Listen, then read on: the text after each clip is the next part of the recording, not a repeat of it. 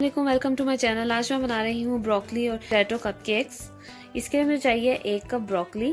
इसे मैंने स्टीम कर लिया है। अगर आप स्टीम नहीं करना चाहते तो आप इसे बॉईल कर लें। और अगर आपके पास ब्रोकली अवेलेबल नहीं है तो आप इसकी जगह कॉलीफ्लावर भी यूज़ कर सकते हैं। समटाइम्स मैं कॉलीफ्लावर की कपकेक्स भी बना लेती हूँ। और आधा कप हमें चाहिए आलू।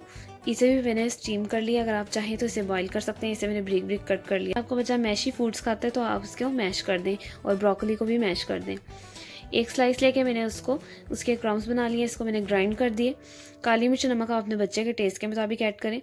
चीज़ मैंने ली है 2 टेबल स्पून। चेडर चीज़ मैंने यूज़ की है। अगर आपके पास चीज़ अवेलेबल नहीं है तो आप इसे स्किप कर दें। 1 एग ली है। अब मैं आपको इसे बनाने का तरीका बताती हूँ। ये मैंने एक बॉल ली है। इसमें मैंने ब्रोकली ऐड की है। जो भी आपको जितना भी सब कुछ दिखाता वो सारा कुछ मैं इसमें ऐड कर दूँगी।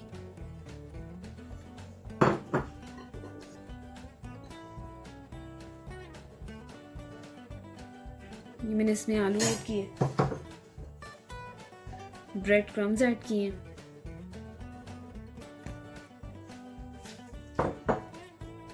चीज,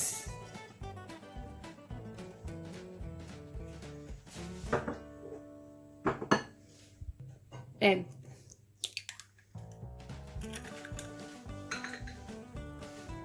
ब्लैक पेपर अगर आपके बच्चा कम खाता है तो आप कम ऐड करें। मैं अपने बच्चों के टेस्ट के मुताबिक ऐड करी। और मैंने एंड में नमक ऐड किया थोड़ा। अब इस सबको मिक्स कर देना।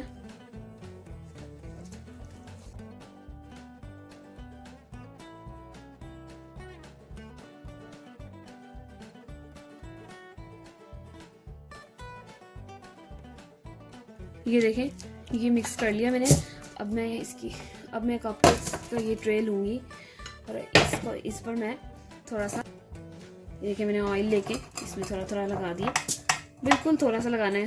अगर आपके पास स्प्रे है वो आप स्प्लैश कर दें इसमें थोड़ा थोड़ा ऑयल, ज़्यादा नहीं लगाना।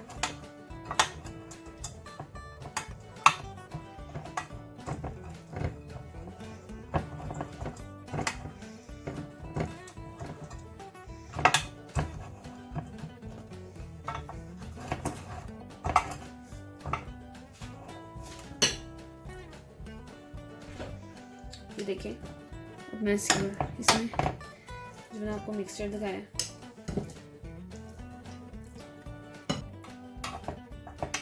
ये देखिए इस तरीके से सारे ये फिल कर।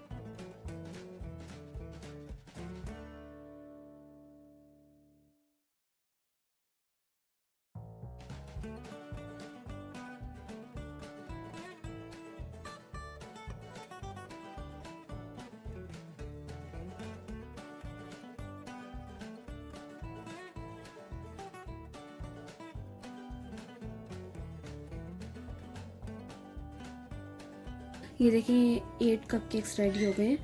अब इसे मैं बेक करूँगी 15 to 20 मिनट्स के लिए। लेकिन उससे पहले ये जो खाली है इसमें मैं पानी ऐड कर दूँगी ताकि ये वाली साइड जले ना, ख़राब ना हो। मैं इसे बेक करने लगी।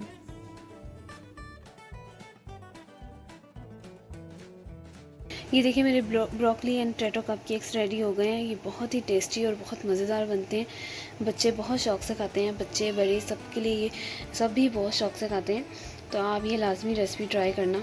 इसे हम फ्रीज़ भी कर सकते हैं 1 मंथ के लिए।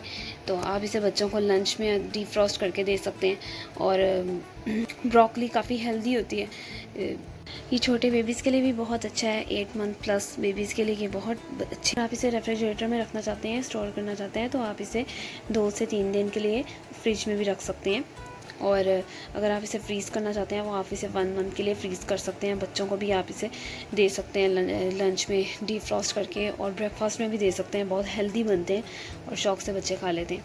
अगर आपको मेरी रेसिपी पसंद आए तो इसे ज़रूर लाइक करें, सब्सक्राइब करें, शेयर करें, बेल आइकन को प्रेस करें, दुआओं में याद रखें। अल्लाह हाफ़िज़।